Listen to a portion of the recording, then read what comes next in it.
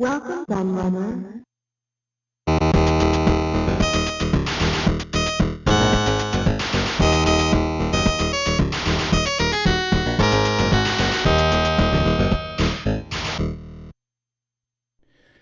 Hello everybody, Kieran aka the Laird here, and I'm back with a hardware review for you, and something very conventional, something very normal, something very boring, a video that probably won't get many views because of that, but I'll go into why I wanted to do this video in a moment, because obviously I've said many times on this channel that when I do hardware reviews, I tend not to do the really popular systems unless I've got an interesting spin. So for example, when I did the Nintendo NES. That's what I'm looking at right now.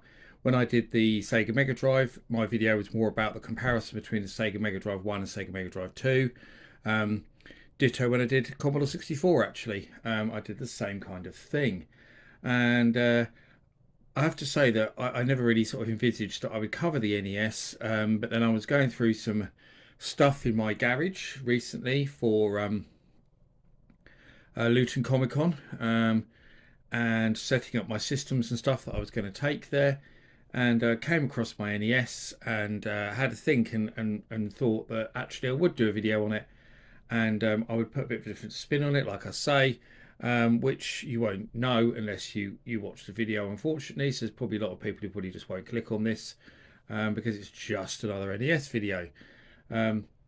But yes, the reason my spin and my reason for doing this is because what you need to understand is a lot of my audience, a largest proportion of my audience, are Americans, unsurprisingly, being an English language YouTube channel. And obviously, this grey box here was an absolute phenomenon in North America. You will hear North Americans say that it was the NES that revived the industry, saved the industry, brought back the industry, that there wouldn't be an industry if it wasn't for the NES. You hear lots of hyperbole like that, quite incredible at times, because unfortunately a lot of Americans don't seem to have a world view and don't understand that while there was this video game crash in America, decimating their industry, although it is a little overblown because it's a lot more nuanced than a lot of people like to make out, because there was still people buying video games, and actually, while console market was imploding a little bit and companies were dying off, the home computer market was doing really well. So there's two sides to that coin. So yeah, it's not as the industry died like a lot of Americans make out. It's a lot more nuanced, as I say. But we're not going to go into a massive detail on the video game crash here. I think it's been covered plenty, but that's the kind of background. And whereas in Europe and the UK, obviously where I am, things were very different because we never had a video game crash, because there was never really a huge console industry. The pre sort of NES, if you want to use that as a term for an era, the only console that did really well in the UK, especially, was the Atari 2600. Ditto for most of Europe, although having said that, the Philips Video Pack did do very well in some parts of Europe, most notably the Netherlands and France, where it sold very well indeed. Obviously, with it being a Philips system, the Netherlands was a big market for it. So it's not completely, Atari only. I mean, the Coleco was launched here, the Intellivision was launched here, but never sold in big numbers, really.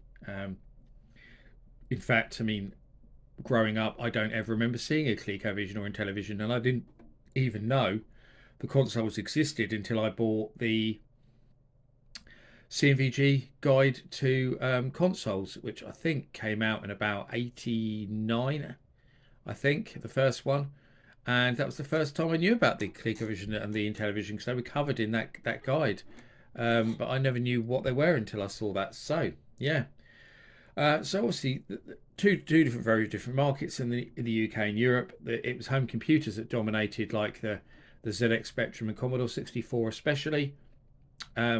So therefore, the crash didn't really affect us, and we just carried on as normal. But obviously, after the NES came out in the United States in '85, Nintendo tried to bring it into Europe in '86, partnering up with Mattel, who were the original distributors of the Nintendo in Europe. Mattel seemed like a good bet because obviously they had huge distribution channels in Europe already from toys, and they had previously sold the Intellivision, though obviously not to great success. But mainly, was, they were a huge toy distributor. Mattel stuff was everywhere. So yeah, that's why they chose Mattel. They seemed like a good people to partner with. Unfortunately, things didn't go as planned because of the way Mattel distributed the NES in the UK and Europe, mainly sending it through toy stores because that's what they knew, rather than electronic stores, which is where most of us bought our consoles and computers. We would go to places like Dixon's, WH Smith's, although they were a newsagent, they always had a very big computer section. They were two of the biggest, places we would buy, or independent computer stores, mainly with the main three, I would say. Dixon sold a lot of computers and consoles, not so much the games. They were mainly the systems. You had obviously the independent computer shops where you could buy both, and yeah, there were other, don't want to say we're a news agent, but they all had big computer sections, and they would sell a lot of systems and games, very much so, especially in the 80s. So yeah, it was a very different way of doing things, only selling through toy stores. Like we had a chain here called Beatties. I think they sold the NES. Toys R Us did, but Toys R Us weren't so big back then. It wasn't, the Toys R Us didn't really start to grow until the very late 80s, really into the 90s in the UK. So yeah, the NES has very limited distribution, and actually anyone who's from the UK will probably be screaming Boots at the screen, because that was the most important place that you could find the NES. Boots was a chain of pharmacies, or chemists, or drugstores, if you want to call them that if you're American. But they also always had a big computer game section, Boots. All the big stores did. I remember buying lots of Spectrum games from Boots. And Boots were probably the only really big sort of mainstream store that had already had a history in selling computer games that also sold the NES. So that was a big avenue for them early on. And if you went to any Boots, as soon as you went into the game section, they would have the NES set up there with one of those racks that had all the cartridges in. You could select which game you wanted to play, and your time on the game, your play on the game was timed, so the game would time out. They had these NES selectors that you could choose between the games, and mostly they gathered dust because that people couldn't enjoy the games properly because they were timed, but the games were also extortionately expensive compared to other systems of that time. I mean, even the NES's sort of big rival, especially in Europe, was the Sega Master System, I suppose. Sega Master System games were roughly about £10 cheaper than the NES games. Plus, the Master System had much better distribution because it was distributed by Virgin Mastertronic, who had all routes into all the independent computer shops as well as all the big stores like Dixon's. And the other competitor, I suppose, was the Atari 2600 and 7800, and obviously their games were much cheaper because 2600 games were generally 10 to 15, and 7800 games were usually about £15 each. New 7800 games, so yeah, much cheaper than the 30 or 40 quid you might pay for an NES game. In fact, later on, there was the most notable one was Super Star Wars, which came out for the NES, and it was 60 quid at a time when you could buy an NES for 50 quid. So they were charging more for a game than the system cost. That tells you a lot about why the NES wasn't successful in the UK. And a lot of people, kind of Americans, I suppose, struggle to understand why it wasn't successful. So I hope I've gone into a little bit of that, of why it wasn't successful. Yeah, they also struggle to understand why we didn't kind of pick up on the NES the same way as they did, and we don't love it the same way that they did, and why it didn't sell in high numbers. They kind of, Americans get very confused about our relationship in the UK especially, but also in Europe, with the NES, and why it's not the all-conquering, unbelievably loved system that it is in North America.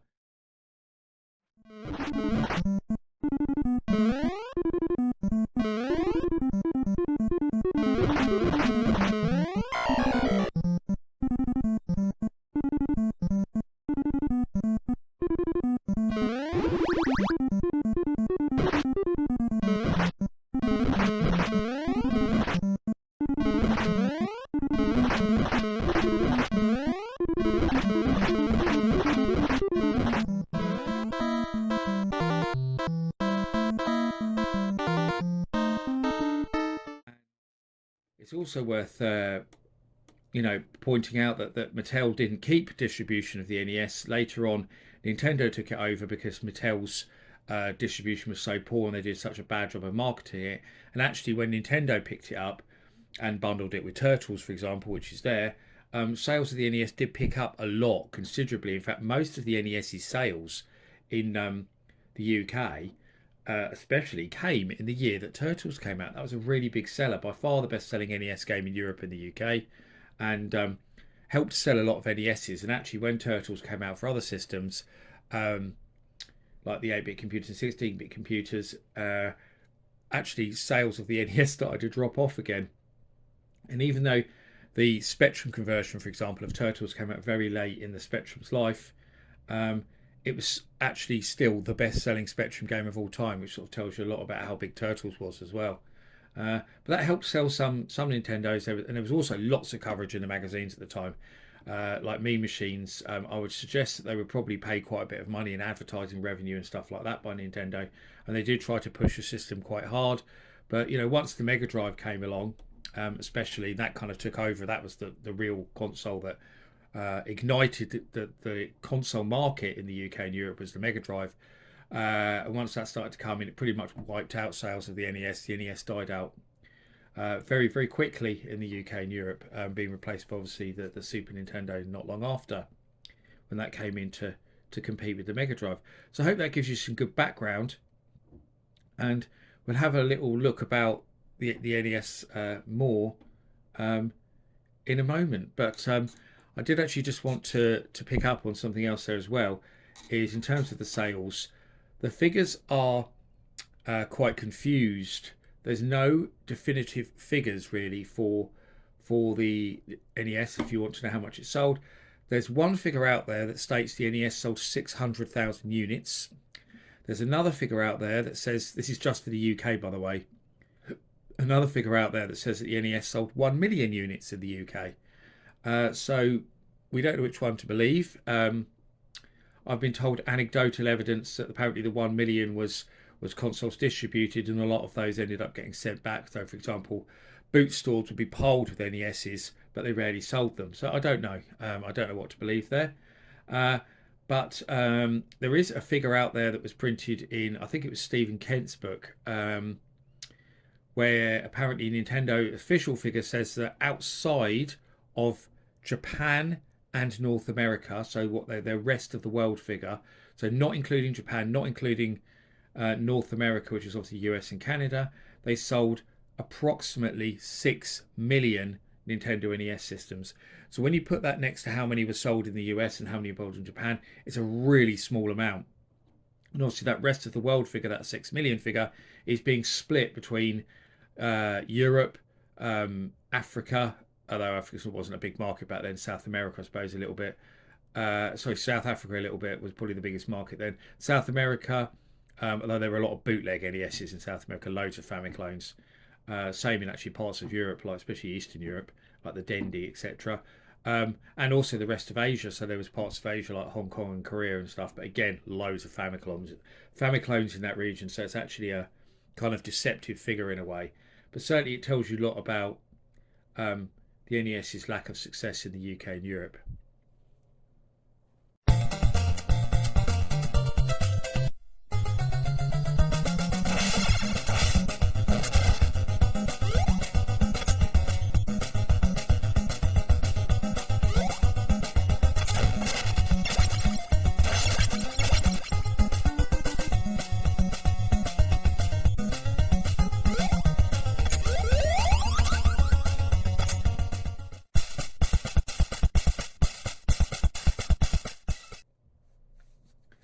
So okay, so let's have a look. So obviously this is a UK PAL NES. It's the NES versions. It's the later version, not the Mattel version, as I said.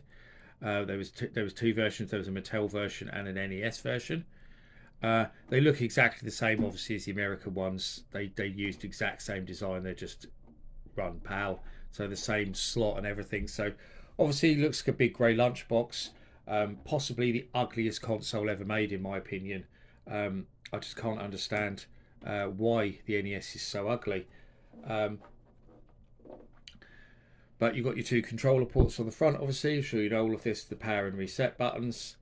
On the bottom there, so we've got all our details. So that says that it says 1985 Nintendo, though that's obviously just a copyright for the original system. It's not when this model was built or anything like that.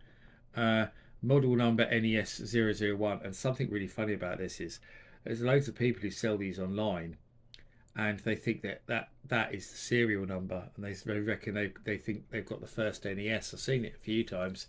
Them advertise that they've got NES number one, and they list it as some stupid figure, but obviously it's that's actually just a model number, because it even states there that you have to use NES 002, which is the British power supply with it. So that's quite funny. The serial number is down here. So yeah, so that's always quite amusing when you see that. Strange design on the bottom, isn't it, with these ridges and stuff. I'm not sure what the point in that was. On the back, we've got our standard RF port. That's blank. I think that's where the channel switch was in the American ones. I'm sure they'll tell me that it was. We don't have channel switch in the UK. You just tuned it in. Then AC adapter. And then on the side, you have actually got audio visual output, so you can use, the red and yellow leads like this, which is what I've used, because obviously it's better than a RF signal, because RF is terrible. The console itself is quite light, because obviously this box is quite empty. There wasn't a lot packed in there. Obviously that side there's nothing, etc. So I've got a couple of the standard joypads as well. Obviously the old square NES joypad, which a lot of people say was the first joypad. It wasn't. There was joypads before this. Nintendo did not invent the joypad or the D-pad. Another thing that you often wrongly hear cited about the NES, there were joypads, D-pads before this on things. The Microvision, for example, handheld had one before Game & Watch, so it wasn't even Game & Watch either, which some people do credit. The Intellivision also had a D-pad like controller, that was a disc. It worked in the same way. So you often hear people cite that, but there was other handhelds, like Grandstand made some handhelds that had D-pads on as well, that came out prior to Game & Watch. So there is a few examples of D-pads and stuff prior to Nintendo, but I never liked these joypads much. I found them uncomfortable with them being square. I've always found they dug into your hands. I didn't find they were great joypads to use at all, to be honest. At that time, I would have rather have used a joystick. I do like the NES Advantage stick. I have one somewhere, but I can't find it. Annoyingly, I did go looking through my garage to try and find it, because I think the NES Advantage joystick is actually pretty good. I like that, especially for playing like stuff like Double Dragon 1 and 2. Well, mainly Double Dragon 2, because Double Dragon 1 on the NES is pretty rubbish, but Double Dragon 2 is my favourite NES game. That's really, really good. So I've got some cartridges behind as well. So obviously I've got, these are packing cartridges. So this was the most common one, was the Mario Duck Hunt cartridge, because you got Super Mario Duck Hunt and you got the Zapper gun. But they did also do a bundle that came just with Super Mario. That was a standard bundle. The deluxe bundle came with Mario and Duck Hunt. And then actually later on, this is the cartridge I've got here as well. There's one that came with Super Mario Brothers Tetris in Nintendo World Cup, which is pretty damn good, isn't it? So Tetris also is awesome. I'm not a fan of Super Mario Brothers. I know. I don't like platform games, so caveat, or scrolling platform games even. I never much liked Super Mario. I do quite like Nintendo World Cup though. It's quite fun, despite being a bit flickery and messy and not being realistic. I do actually like the game. I think it's quite fun to play. So obviously with the NES, what was weird about this compared to any other console of the time was that you had to put it in there and then push it down, which was totally weird. It was like a VCR. If you remember old school VCRs, that's what you had to do. You had to push it and push the tape down. They're usually into the top rather than in the front, but there were some that were front loading as well. And then you have to clip it to bring it out, and that's why it has these grips, so you can take it out easily. Obviously, the cartridges, like the console, are massively oversized. The circuit board only takes up a small portion of the cartridge inside. Although using these big cartridges did help Nintendo later on when they wanted to make bigger games, because they could put extra chips and stuff, which a lot of later games had, because it was to help the NES hardware with all sorts of things like scrolling and sprites and bank switching and yada yada yada. So I've got some boxed games here. So obviously here's Turtles, which is on the UK Palcom software. They didn't use the Konami name or Ultra Games as they. I think Turtles was an Ultra Games release in America. I seem to remember they didn't use the Ultra name over here. They used Palcom. Uh, Konami. So it tells you it's a PAL one and it has to determine the seal of quality like American games do. So pretty much the same otherwise. Obviously the cartridges look the same. I've got some other stuff. I've got a fantastic Dizzy here. Obviously, a lot of people know that a lot of Codemasters games for the NES were actually originally unlicensed, and they sold these adapters like the Aladdin adapter, so you could connect them to the adapter and put them in, so they worked. Or you could add and on that adapter you could use another cartridge to bypass the lockout chip, and then use the Codemasters cartridge afterwards. And this is a gold cartridge. It's a fancy one. Very cool indeed. So I've got a gold cartridge, Fantastic Adventure Dizzy. I believe that's quite rare. And I've got a Marble Madness, a boxed one there. I haven't got many box games, so I've only got a few. I've got some other loose games lying around somewhere, but I think you know what all the games look like. So that's it really in terms of the system and its games.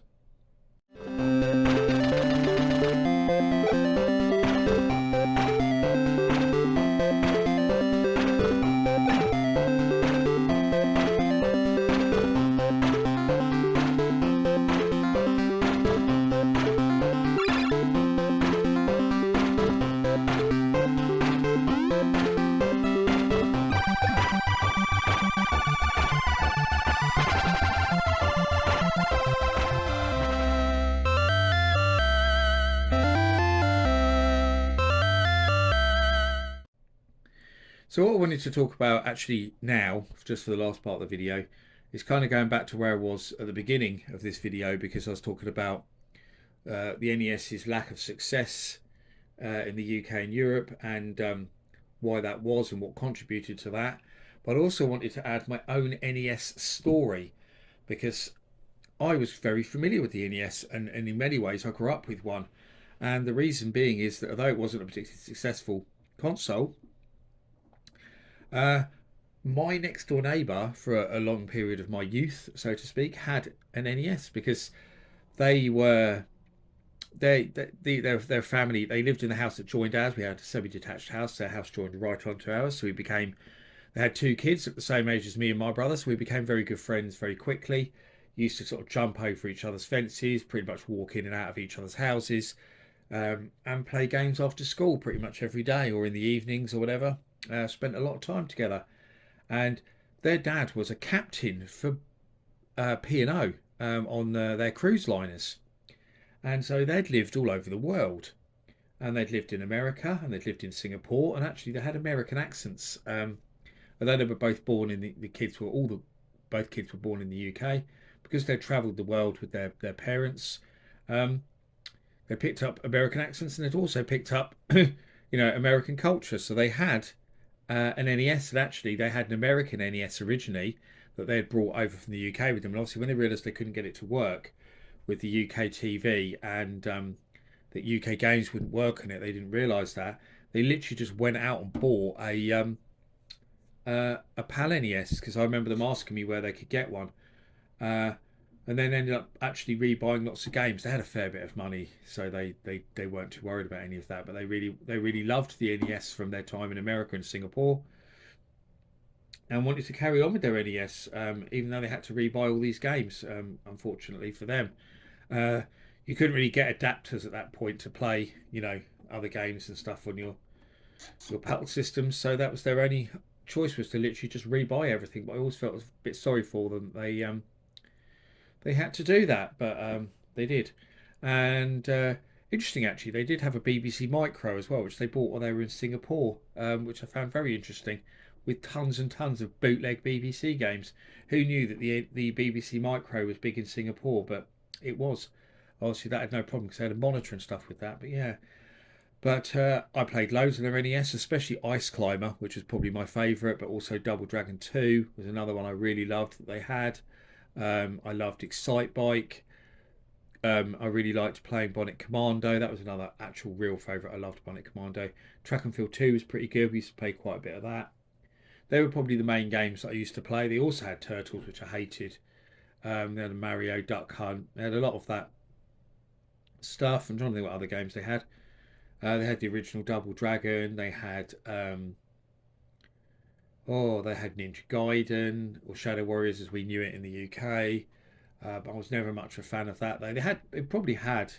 It's hard to remember, but they probably had about 20 to 30 games before um, they got rid of the NES and they upgraded to. They ended up getting a Super Nintendo, actually, of course. So then I got to experience a lot of Super Nintendo games I had a Mega Drive at the time. Um, so I got to sample a lot of NES stuff, and actually, weirdly as well, going on the fact that the American connection there was a few years later than that, after my neighbours came with the NES, we had another neighbour who was much further down our road. My dad was ran a building company, and he was doing a load of work on their house, and they were Americans. They just bought the house, they just moved in, and my dad was working on it, and they had kids, but they were young kids, and they had an NES, and they went back to America for a couple of weeks, and they had a cat. So they asked if we could look after their cat while they were away, which we did, and obviously, as you do, you sort of went nosing around their house, and they had a playroom in their house because it's quite a big house, and in the playroom they had an American NES hooked up to an American TV they'd obviously brought over with them so they could use it all. And they had tons of games. They probably had about 50 odd games easily. But the one I remember playing is the most that I so vividly remember playing was they had Action 52. And I can remember sitting there playing through the whole Action 52 cartridge and just being stunned at how bloody awful it was. So that was quite a cool experience. Not many people in the UK got to play Action 52 because it never came out of here. But I did, and I have such nostalgic memories of being around there playing that Action 52 and desperately trying to find a game that was good. And went through every game and never found one that was good. But I remember playing all sorts of stuff around there. So another one that I remember playing quite a lot of was, funny enough, was Ferrari Formula One, which I really enjoyed. Rad Racer was another one I think that they had as well that I enjoyed playing. I think some of the games like Rad Racer and Formula One didn't actually belong to the kids. I think they were the dad's games. I think he played them because he was a real car nut. I always remember that the dad had I think he had two cars. I think he had a vintage Jag and something else. I can't exactly remember, but yeah. So he was obviously into his cars. But that's my NES story. So I don't really think I need to go into the whole is the NES worth playing in the current day, because if you're an American, you kind of know it is. It's like the holy grail console, the console that everyone should own. In Europe, I suppose a lot of people in more recent years, collectors, have bought them to find out what all the fuss was about. More than anything, I think. And actually, whereas NES are very cheap and easy to get hold of in America, they can fetch some pretty decent prices on eBay UK and Europe, especially if they're boxed and everything. Mine's not boxed; I haven't got boxed at all, unfortunately. But that's it. That's my look at the NES, my slightly different look at the NES, because it was more about the NES and why it failed than an actual review of the system as such. Um, yeah, I mean that I was never a massive fan of the NES. I'm still not, but my history was very different because when the NES was out, I had a Spectrum which I loved. Games were a lot cheaper.